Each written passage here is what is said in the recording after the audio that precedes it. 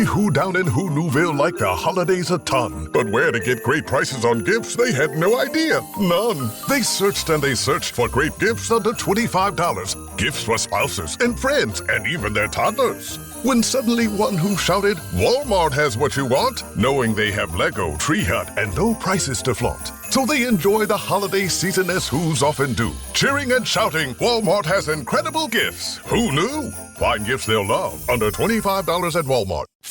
Hello, I'm Diane Morgan. If you know who I am, you know who I am. If you don't, who cares?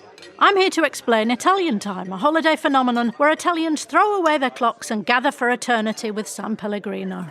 I've been at this party so long that I've eaten 5 courses, hugged someone's grandma twice, and been offered a job in the family restaurant. So this holiday season, make sure to bring enough San Pellegrino to last you through the meal, the after meal, and the entire goodbye ritual. San Pellegrino, holiday on Italian Time. People don't recognize that every time they buy a packet of Fair & Lovely, they're feeding into their own oppression because they're continuing that cycle. And then when I paused, I thought to myself, I think this is actually true of every single beauty product sold to us. Right. As I think, as not only women, but I know this affects men and people as well, but it's true because it preys off of our insecurities. There's always one thing that stays constant, is that every standard is impossible, unattainable. And so the fact that I realized, had this moment, I thought, oh, this is so much bigger than just colorism. This is actually everything I've believed and worked so hard for. Like when you have a moment of winning, I won the beauty game, right? Arguably. Yes. And when you have a moment where I just thought to myself, for what? Why did I do all these things to myself in the name of beauty, whether that's weight, changing my hair, all the makeup that we wear, and to achieve, why was this the only path that I thought forward? And of course, it's not just pageants, society reinforces it, this is why this conversation is so important. But I think with that TED Talk, I remember someone, and it's called The Cost of Beauty from a Miss America. I remember someone had said, I think I have to go no makeup and curly hair, and they're like, are you sure? This is a big moment for you. Are you sure? And I was like, the fact that you said that, now I have to do it. I'm gonna do it. And so it was a very conscious choice, and I'm so glad I did, because that talk was honestly just so liberating for me to finally say those words. There is no hood like parenthood. Hi, I'm Kanika Gupta. I'm a former CNN journalist, mom of 3, including twins, and host of That's Total Mom Sense, the podcast. Now, if I had $1 every time I heard, gee, you have your hands full. On my show, I interview change makers on their life lessons, legacy, and superpower of intuition, which I call our Mom Sense and Dad Sense. I've had the privilege of working with Mom 2.0, March of Dimes, and the White House, and have had some pretty amazing parents on my show. Hey, what's up? I'm Kelly Rowland. Hi, this is Chelsea Clinton. It's me, Bobby Brown. Can't wait to share my story. That's Total Mom Sense is a production of the Evergreen Podcast Network. Be sure to subscribe wherever you listen to podcasts and on YouTube so you never miss an episode. To join my tribe, visit that'stotalmomsense.com and follow me on Instagram at Kanika Chadda Gupta. Now let's dive into today's episode. Do you remember the first time you took notice of your skin color? For me, it was in elementary school.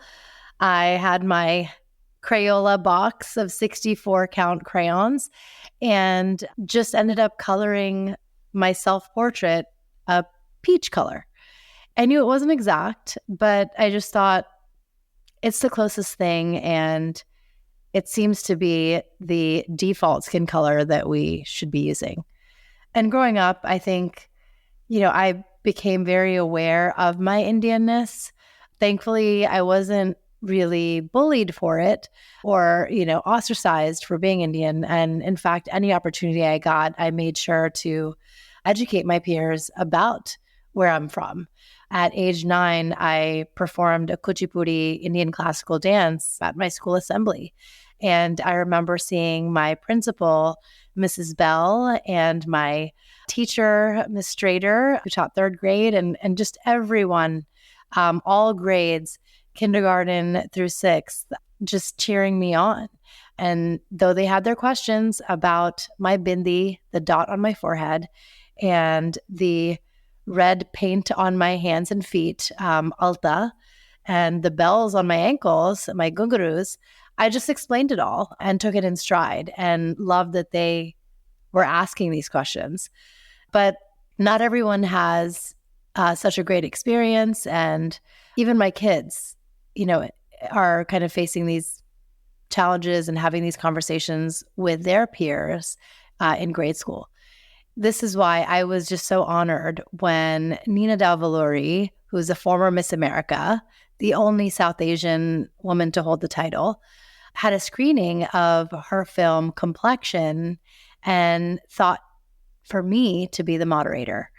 It's something that hits very close to home, and I think it's important to have these discussions with our kids as young as we can. And you'll see I did this with particularly my daughter, Suhana, and she is highlighted in our live event on a conversation she had with her peers.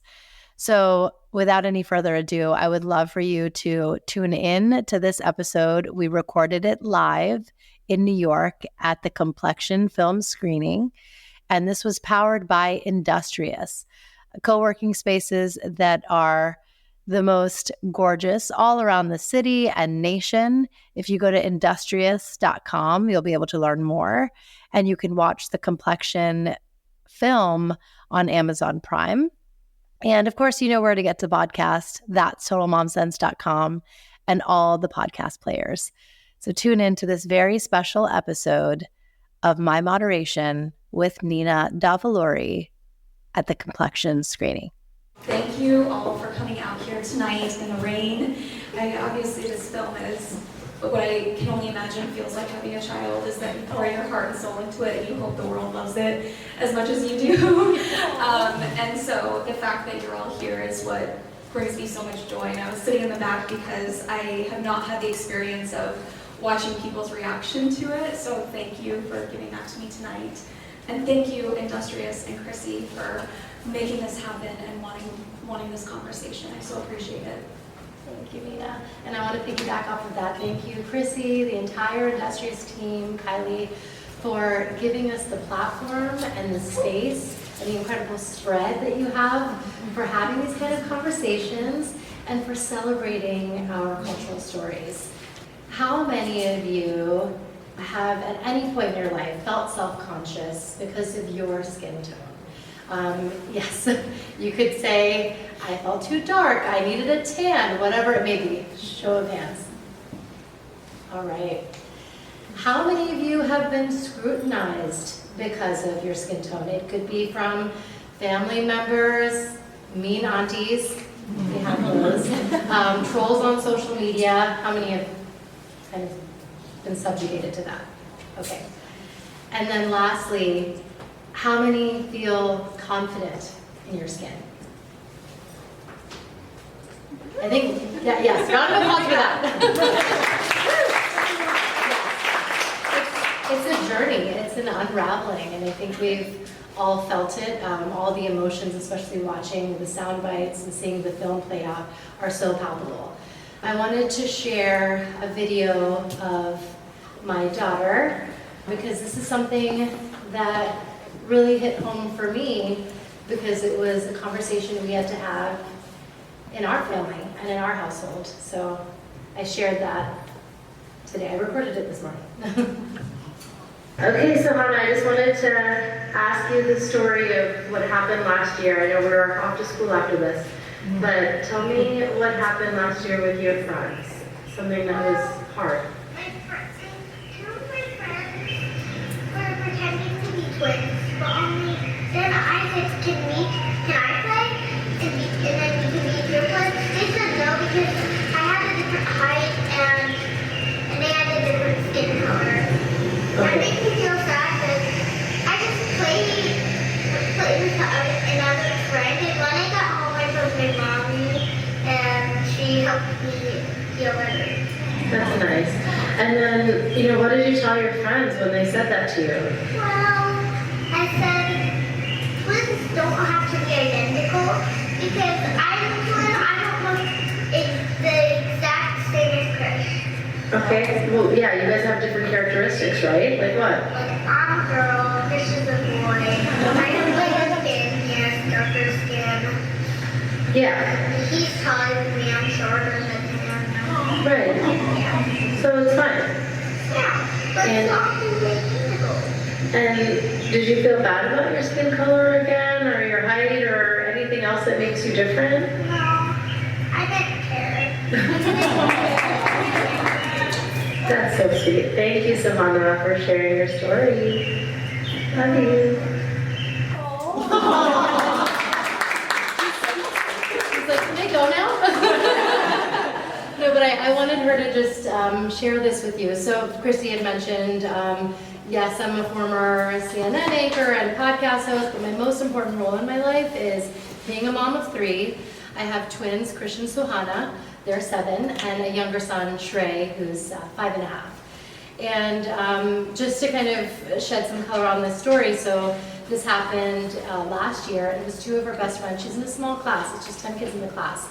One is Korean and the other one is Russian, and they were just playing, and they said, we're going to be twins, and you know, you can't join, you're not the same height as us, you're not the same exact skin tone as us, even though, you know, they weren't exactly. But what made me proud when she told me this happened in kindergarten, mind you. She's in 1st grade now. The first one is advocacy. She knew to advocate to herself, to her friends. She was like, you know, I'm going to educate you about twins, firstly. Scientifically, they don't have to be exactly identical. Moreover, you know, I don't need to be left out because of that. The second is agency. I asked her later, I said, did you tell a teacher or anything? And she was like, no, I didn't want to. She told me after the fact, you know, in the car ride on the way home. And I love that she had the agency, that she didn't need to tell, you know, a teacher or involve a grown-up. And I think that's really, really important. It's something that my husband and I try to do as parents is make sure that our reason for being is not to make their life easier and eliminate all the challenges. It's to set them up to be able to take them on head on, you know, and face those trying times and have the confidence to do so. So she had that agency. She didn't want to tell her teacher about it. And I also didn't want to interfere and talk to the moms about it, because then they're going to go back to Sophia and Mia, and then they're going to be like, so Hannah told me. I didn't want to get any of that awkwardness. And then the third thing is adaptability. As much as we have an IQ and an intelligence quotient, or an EQ, an emotional quotient, I think it's important to have an adaptability quotient. I learned first about it from Arlen Hamilton, who's, you know, a VC founder, and I thought, this is great. She let it roll off her back. This wasn't a big issue that she was like sobbing about, or, you know, she was questioning like her self-worth. Like, this is something we do all the time. We're so critical of ourselves. We're such people pleasers. We get affected by the trolls on social media. And she was like, I just played with another friend and moved on with my life. I live my And so I think there's something to learn from kids here. But no. No, I love this. I love this story because a lot of what we talk about too is that I think colorism is generational, and I truly believe that our generation is the one who can end the cycle and break the cycle within our families. This is just one example of ways that it's happening. Yeah, it's great. It's so great. So I want to talk about your huge pageant win, because I think it was just a moment for all of us. I know I trained in Indian classical dance. We have Maya here. She's training in Bharatanatyam dance. So many of us grew up learning dance, and you performed in Indian classical and semi-classical Bollywood dance on stage for the world to enjoy, and brought home the crown as the first South Asian.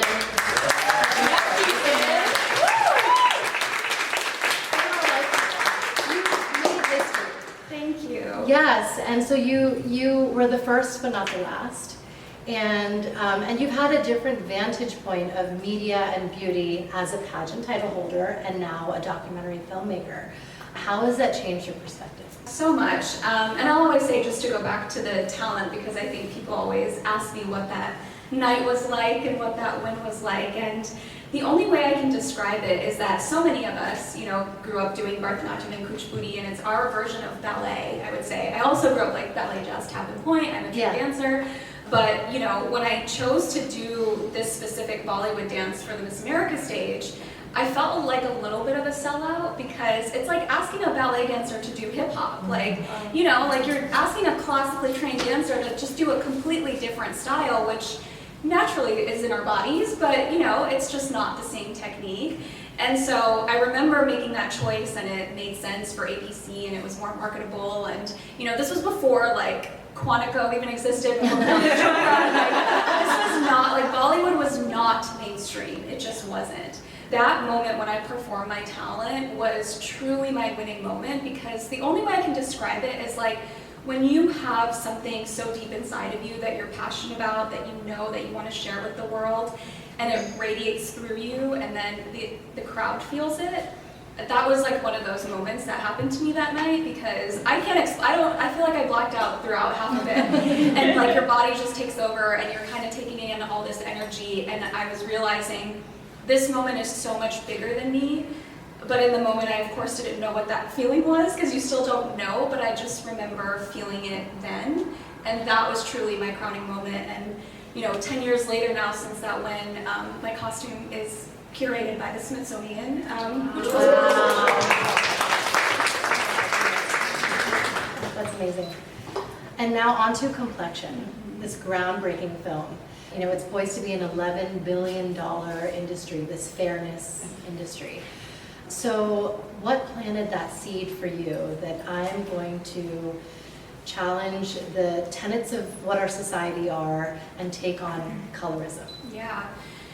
The morning after I won, you know, the night you win, you're like whisked off into like one suite. You're not allowed to really see anyone, and you have probably an hour with like your family and friends. And I remember like it was 3 a.m. and I finally have this like time to myself. I got 2 hours of sleep, and I wake up the next morning at 5 a.m. and I'm scrolling through my Twitter feed, and there's this headline that says, "Is Miss America too dark to be Miss India?"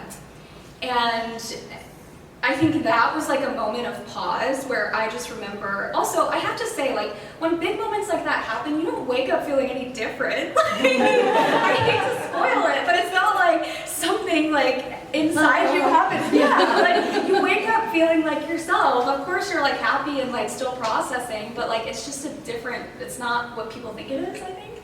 And every college, every university I've spoken with through starting that year and beyond, I think I've been to like 75 now. Wow. 90% of them, a question I always get is, how did you feel about your skin color?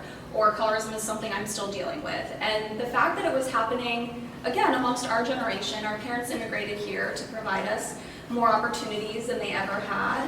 And the fact that we're still bringing in sort of negative, archaic ideologies in our generation was really interesting to me, because I thought, why?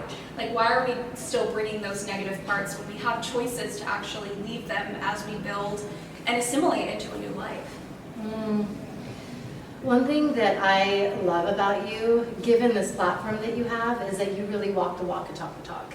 If you haven't seen it, when you Google Nina, you're going to see there's a TED Talk that you gave. Yeah. And it was so compelling, and you told it with the intention, fresh face, no makeup, your hair naturally curly as it is today, and that takes guts, you know, and especially, you know, Miss America doing that, no one wants to feel so exposed, but you're changing the beauty standard, and you're starting with yourself.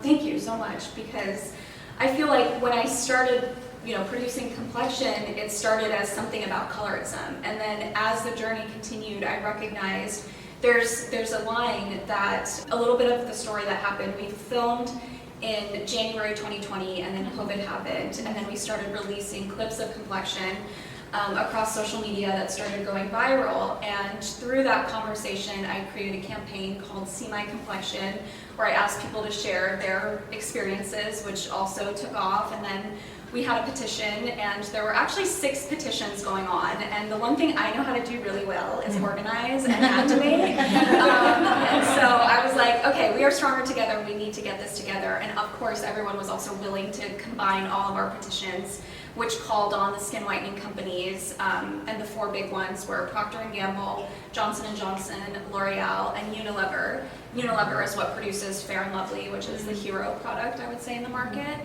and asking them to remove their creams or do better.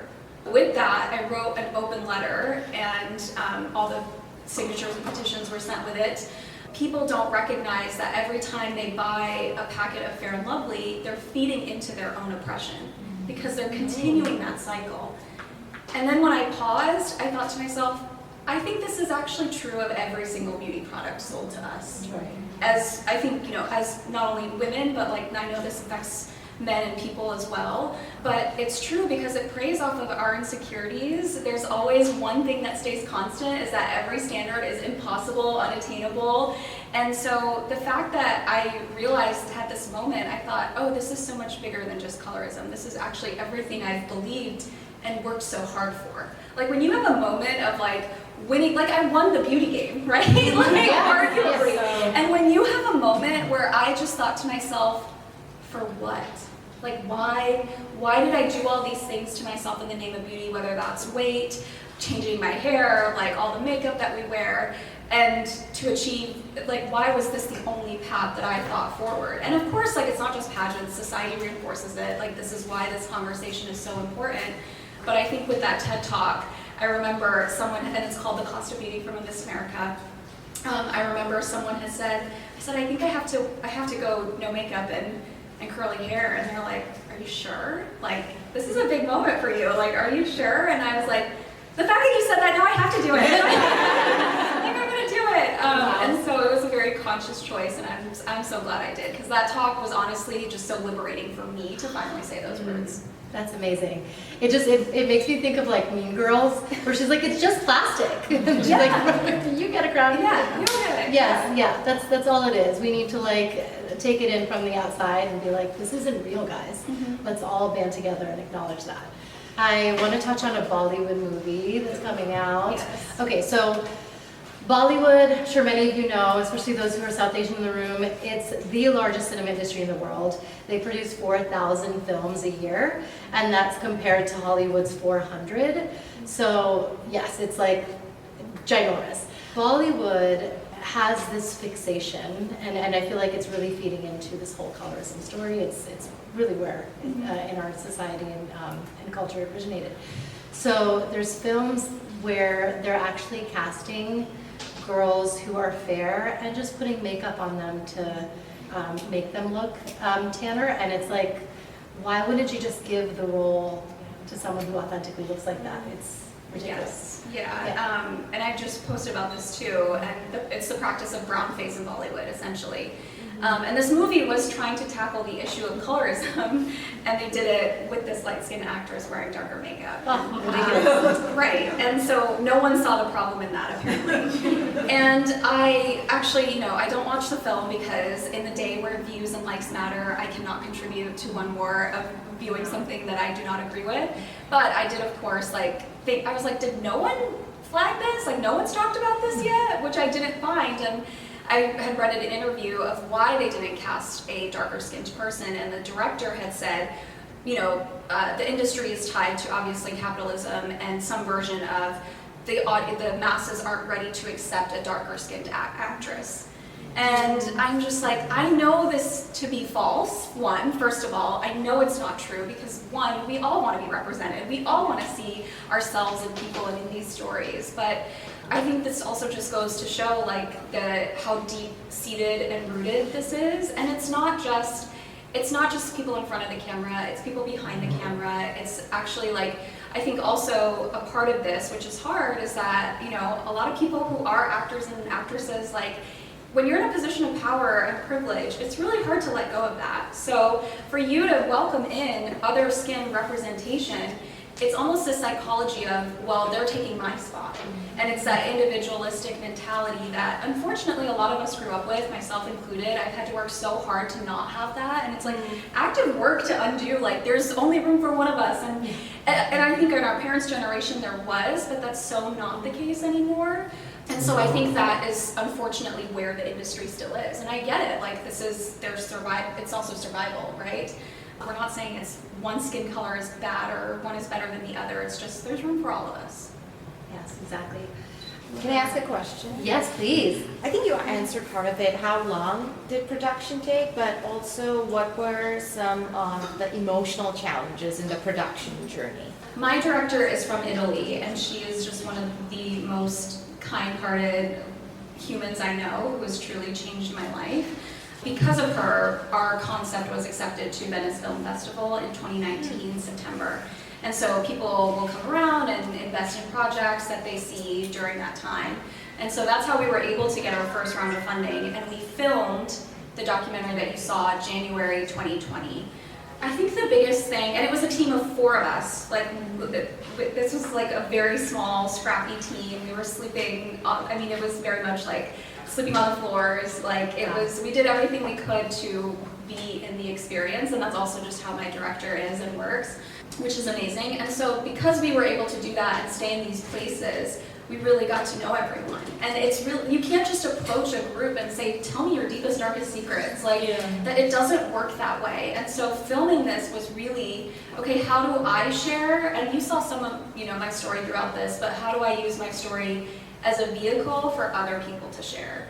I remember growing up, we would visit India, and you would see children who were underprivileged and on the streets, and I would think to myself, I'm so lucky, I'm so fortunate.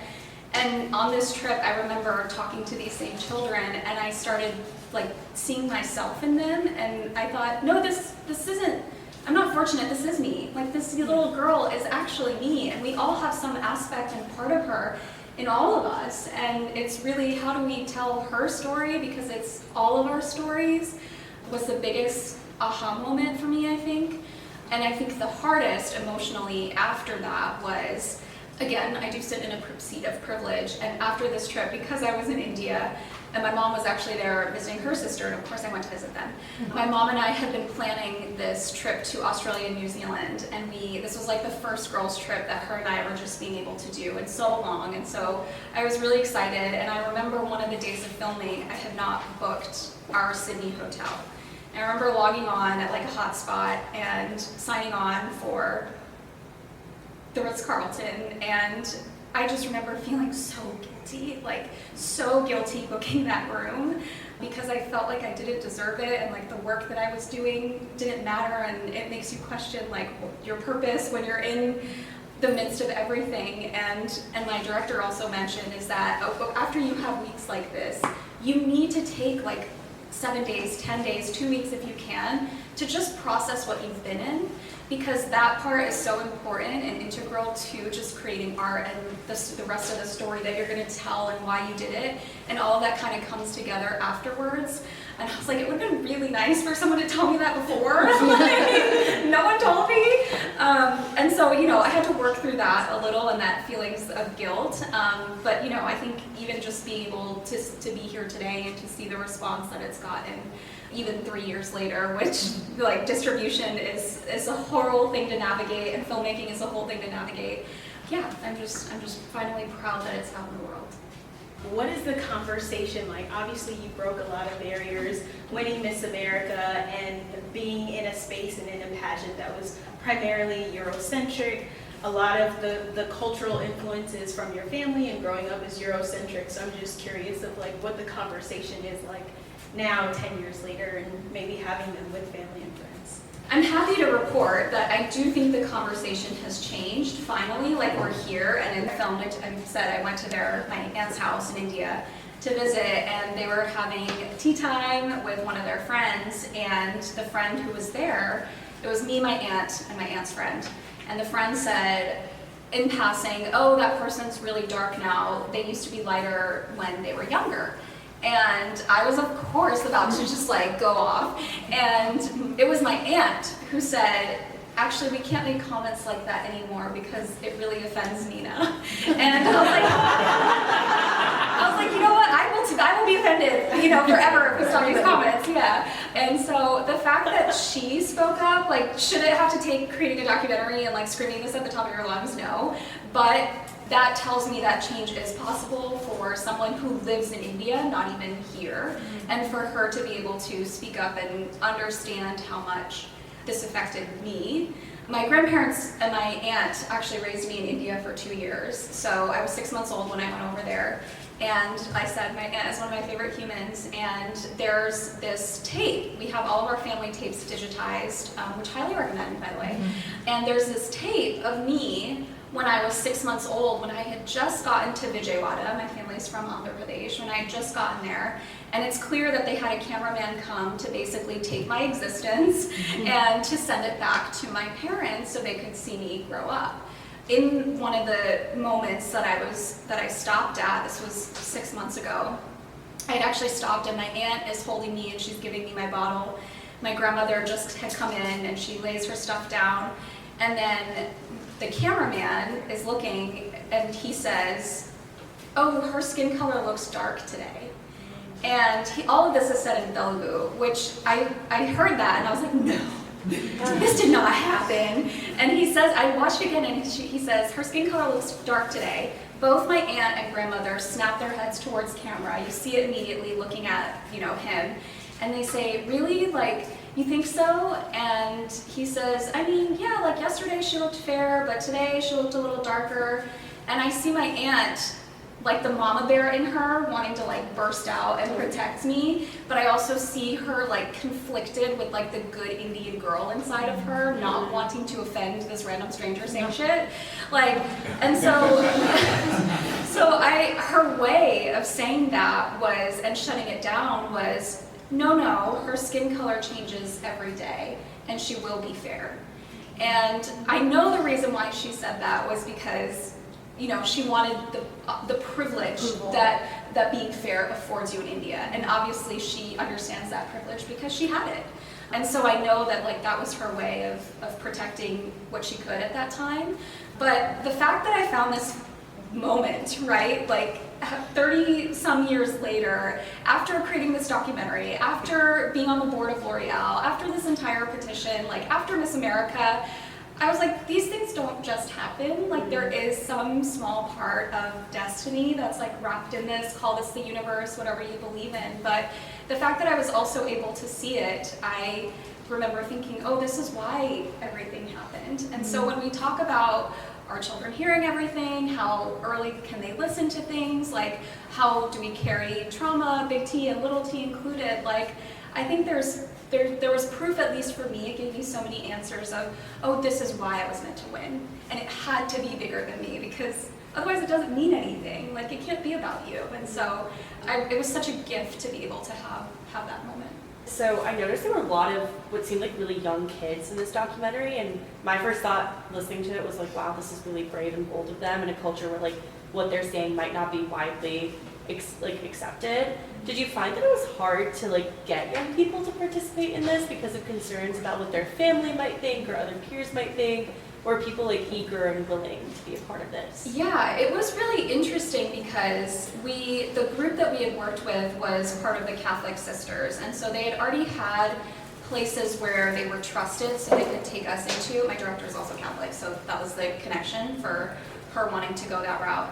They were just trusted sources. So anyone they brought in, we automatically had that, luckily. And so because of that, I had said, are there groups of people that you already know that would be more likely to share or feel like they have something to share about this topic, and we'd already discussed it amongst them. And then in also, like I said, spending time with them, this didn't happen our first take, or second or third, it was days of being able to get this. But what I realized is that this was every single person I sat down with, and especially the first scene, this was the first time anyone had ever asked them how they felt.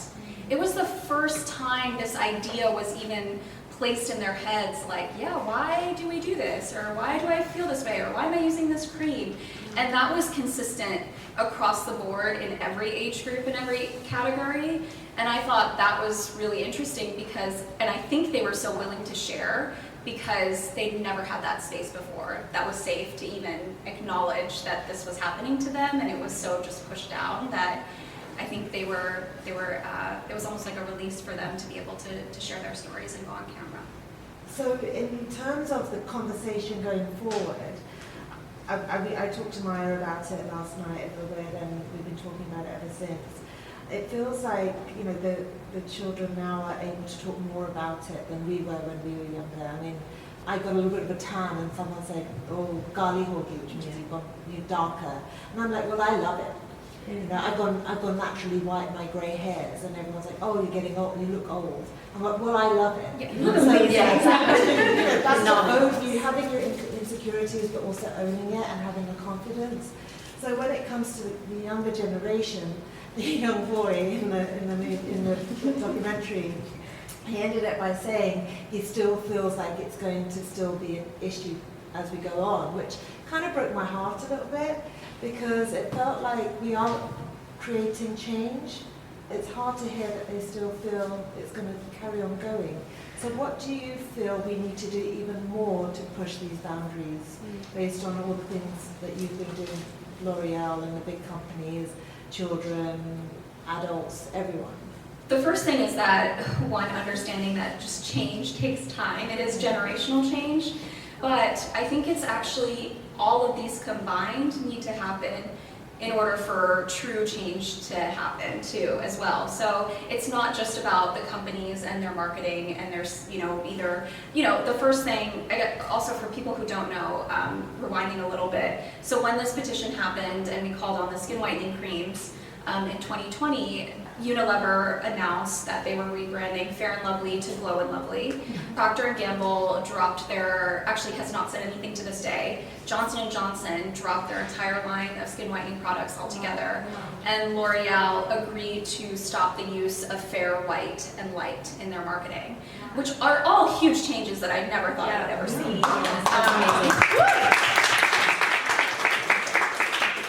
But through that, it was actually the CEO of L'Oreal that offered to have a conversation with me. And I'd sent this letter to the 4 CEOs of all these companies, which I also realized is kind of a bold thing to do. I was doing this, which I want to say, like, do it. Yeah. Do the thing. Like, I had 30,000 signatures, which is a lot, or it's not a lot, depending on how you view it. But like, if you truly believe something, just take the leap of faith, right? If I'd never done that, then nothing would have happened.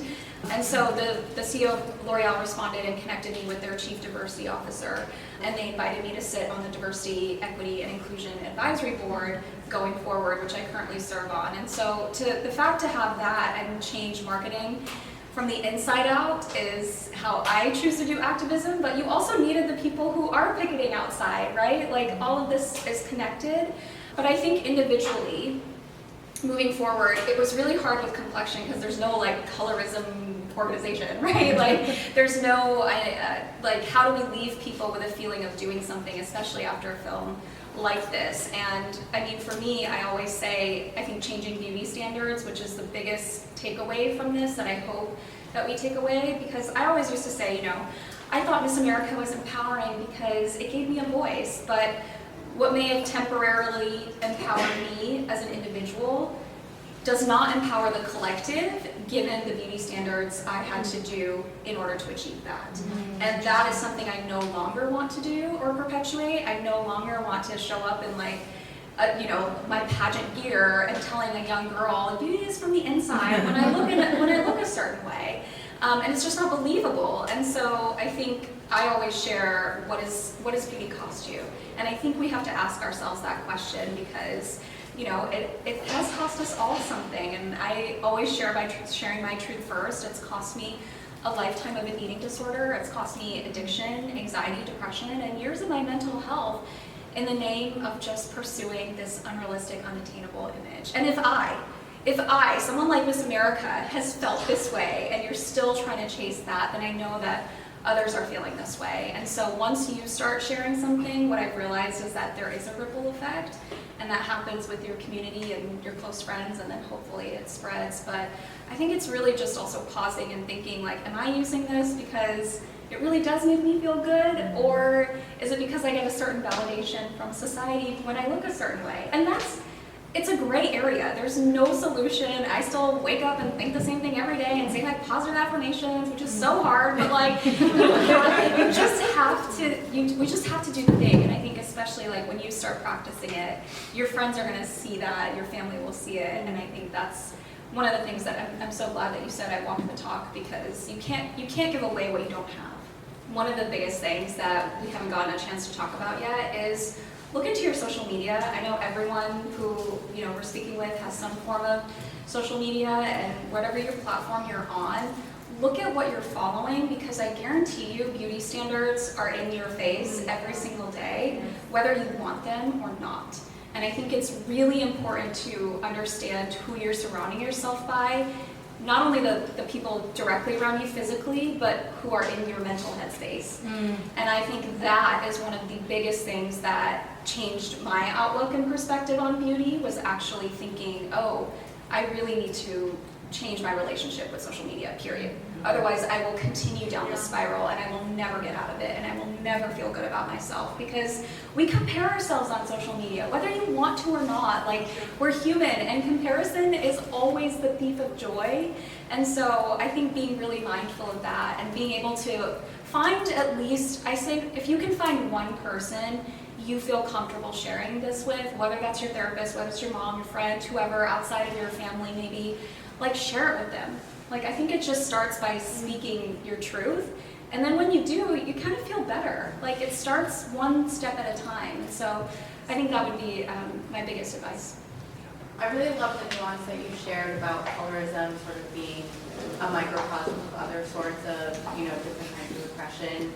I'm curious, sort of on two fronts, what pressures you feel to show up in particular ways, like visually, especially being like a public figure and also speaking on about this. And I'm also curious about what you think our individual sort of onus is in order to, or sort of like what responsibility we bear in order to show up in particular ways so that we can also walk the talk. I love this question.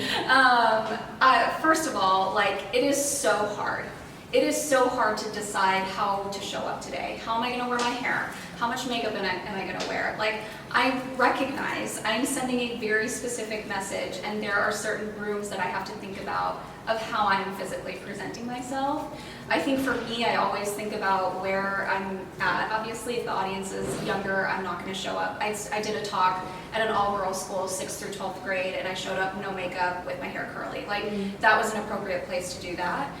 Someplace like today where it is a more professional setting, and people want pictures, like, and they want a certain version of Nina, or in my mind, correct me if I'm wrong, but I think that people want a certain version of Nina, and if I showed up maybe not looking as put together, or what society deems to be put together, it feels like I'm either disrespecting the event or venue, and I don't want to put that off either. But and sending the message, I'm like, well, what do I do? Like, it feels like there's no winning. So that is something I'm just going through in real time. And if anyone has anything feedback afterwards, please talk to me. When I say, we have to sit with ourselves and discern, why am I putting this makeup on? Why am I putting on lipstick today? Why am I wearing this outfit? And is it to get attention? Is it to get this, when you walk into an interview, you want a job, you're gonna look a certain way. And is that gonna help you get that job? Probably, right? So I think it's kind of understanding why you're doing it and being okay with your why. I think if we can just call out, I really do want this job, and I think looking this way is gonna help me get it. That's the society we live in, and we have to play by certain rules. I don't like them, but we do. And so I think the only thing that we can do individually is recognize it and discern it for ourselves, and decide when and where we're going to play the game. Okay. Yes. Hi. So I'm a makeup artist. I've actually worked in the pageant space for over 15 years. And since you were on that marketing board for L'Oreal, I know it's always been a challenge. I'm assuming that you sat in a chair of makeup artists, maybe they didn't know how to do your makeup because of your complexion. What's your role? I know that you spoke about the lightening products and making waves in that. What else have you been doing? Any project that you're working on to help the space for women kind of feel seen and heard? Yes. So what is my role in L'Oreal on the DE&I board? This is my first board position ever, I should also say. So the biggest thing that I've learned in the past couple years is just how to navigate a boardroom. And of course, that in itself is a process to learn of, okay, am I going to feel comfortable speaking up here, or when should I speak? And who, sort of navigating that was probably the first year, honestly, of being on the board. And then the next year was okay, now I have my footing. what are the projects that we can actually implement? And of course, L'Oreal as a whole, D&I is important to them, and I really do, I wouldn't say that if I didn't believe it. Like, there are people who are genuinely trying to create change. It is hard for things to get done in a corporate environment, it just is, and like, for someone who has no patience and like wants to do it themselves, like, it's hard, but like, that is also part of the game to like being an activist and creating change, that it will happen slowly, but finding the people who really connect and care with you is what I have done, I think. And I'm happy to say that I am working with some of those people for some important campaigns that I cannot share yet, but I hope that they will come to fruition. I'm hopeful that they will. There's just many layers to this of activism. I think it's not just like going on TikTok or social media and screaming something. Like, it's a lifelong thing, and it's a muscle too, of also knowing when and where to discern what will and will not get done at that time.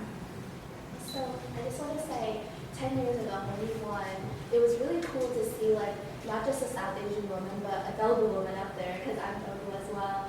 So I remember when you did Doom Dada, like that was big. Like everyone in my town started dancing to Doom Dada. I love it! So you were like the Kanika of the town. But apart from that, something that you said in the in the short film that really stuck out to me was how the first time that you really noticed it was the like your awe as opposed to your mom and stuff, because I think that's how it was for me as well. My mom has an older sister and a younger brother that are very, very, very, very skin, while she's like much darker than me, I would say.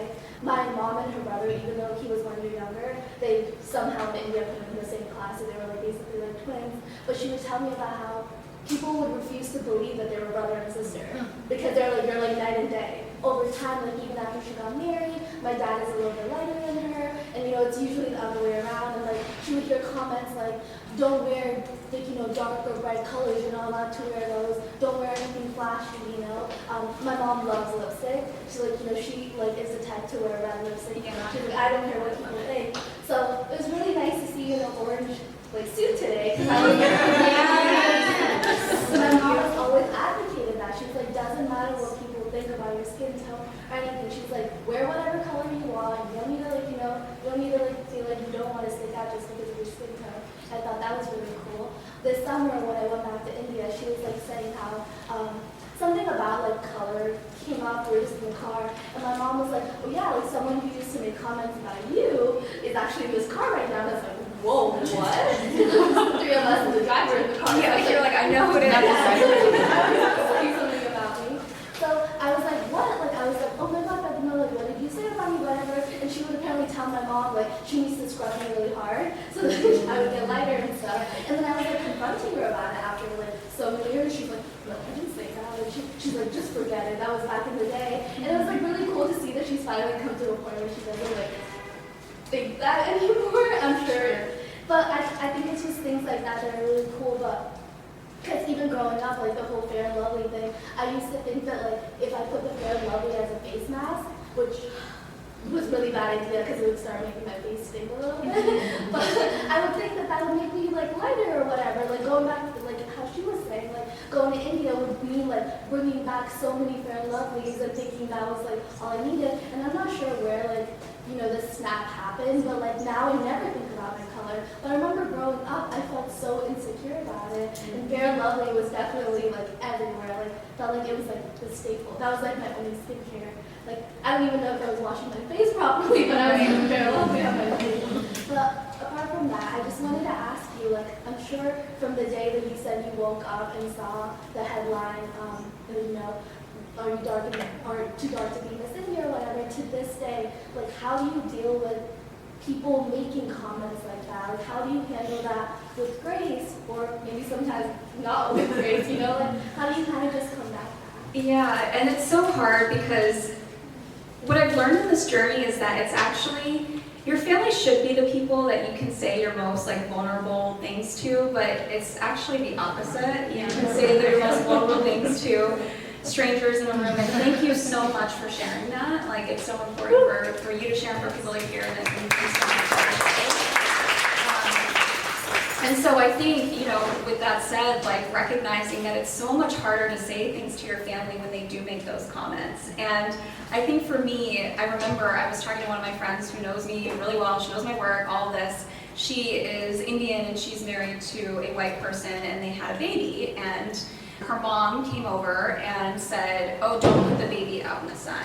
And I said, "Well, what did you say to her?" And she said, "Oh, nothing, like what, she's just gonna say these things, it doesn't really matter, like I don't believe it." And I said, that's actually the problem. I think it's much harder to speak to this when you're living in India and in that world, but for someone who is here and growing up here, I think when I say that we're the generation to be able to end it, it has to start with also educating the older generation, which is our parents, because should I have children, I don't want a comment like that made to them when they're 5 or 6, or whether it's even in passing. And unless we can have this conversation with our parents or grandparents or aunties and uncles, like that will still carry forward. So it's really hard because the onus is on us and it's difficult, but it's also a privilege knowing, hey, I can actually change this for my family. And I think the incentive to change it for our families is the biggest incentive you can give anyone of like wanting to have a better life than for the next generation than we did. And of course, obviously, I know you're not going to get everything right. That happens, but it's one thing that I hope that we can do as we move into different phases of our lives. Thank you, 100%. Okay, I think that's going to close the evening. Thank you so much for being so vulnerable and open and interactive with us. And Nina, you are a gem. Thank you. Thanks for listening to today's episode. I hope you got some great takeaways from our conversation. Join my community by logging on to thatstotalmomsense.com. If you haven't already, please subscribe to That's Total Mom Sense, the podcast, wherever you listen, and be sure to rate and review. On socials, my handle is @KanikaChaddaGupta on Instagram, Threads, TikTok, and X. You can also find me on LinkedIn. My episode videos are on YouTube and YouTube podcasts with highlights on YouTube Shorts. Write to me at thatstotalmomsense@gmail.com. My team and I read all your pitches and feedback and are so glad to be in touch. Remember, always trust your mom sense and dad sense.